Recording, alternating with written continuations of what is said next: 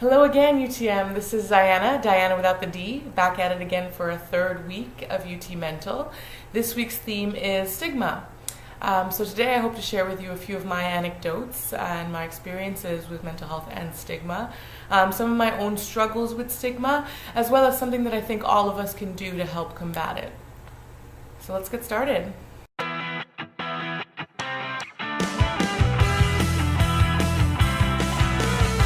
So I'm taking an HR course on recruitment and selection.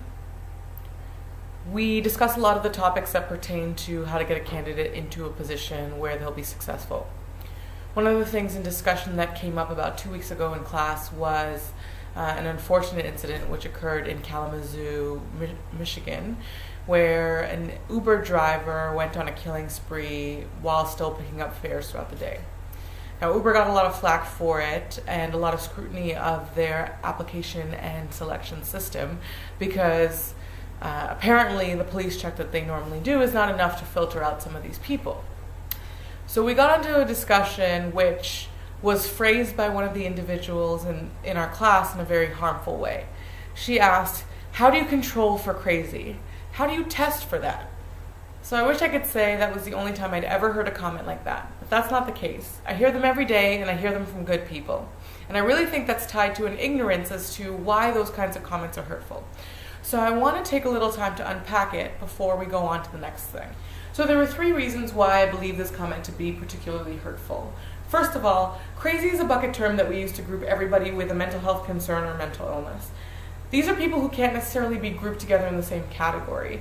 Mental health and mental illness are experienced in very different ways across the board. There are technical classification systems to classify all of these mental illnesses as well as mental health concerns, but who are we to be able to label other people because of what we perceive to be the norm for society?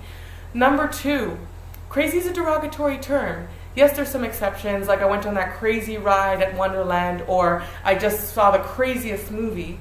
But when we actually use it to denote a human being, it's often in a negative way, like that crazy guy or my crazy professor, which is not necessarily the most helpful thing to do.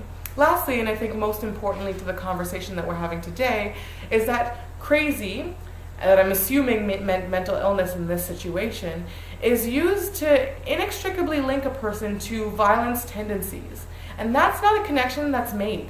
And that's why I say we all have a role to play in destigmatizing the conversation of mental health. Because I think if we could imagine a world where people always linked violence tendencies to mental illness, we can understand why individuals would be tentative about talking about mental illness. Labeling somebody as mentally ill or having mental health concerns might all of a sudden make them a violent person in everybody's eyes. And the sooner we realize that violence is not actually correlated to concerns with mental health, the sooner we're able to really bring that conversation to the forefront and have people talking about the experiences that are common to all of us.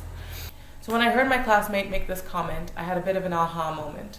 Maybe that's a connection that people who don't understand mental health are making. Maybe we don't want to be associated with words like crazy or violent or one of the other 1,000 words negatively associated with mental illness. Maybe that's why it's hard to talk about mental illness when it pertains to ourselves, and maybe that's why it's also hard to acknowledge mental illness in our friends and family. Maybe if we spend some time educating people about what mental health and mental illness really look like, and talking about our own experiences and being brave and having those conversations, maybe then we'd be able to build a community around mental health. So in the interest of leading by example, let me tell you a little bit about me. I've struggled with depression for my entire life, literally as far back as I can remember. Summers are better, winters are bad. It's winter right now, so I'm working on it. I'm a work in progress. There are days when I literally can't get myself to get out of bed. And that's just the reality of my experience. But because I know myself, and I spent time getting to know myself, and I've built a community around myself and a support system, and because I know what I want out of life, because I spent time thinking about what I want out of life, I know that for me, depression and mental illness has meant creativity. It's meant resourcefulness. It's meant fun and laughter. It's meant great friendship. It's meant family. It's meant love. It's meant empathy. It's meant warmth.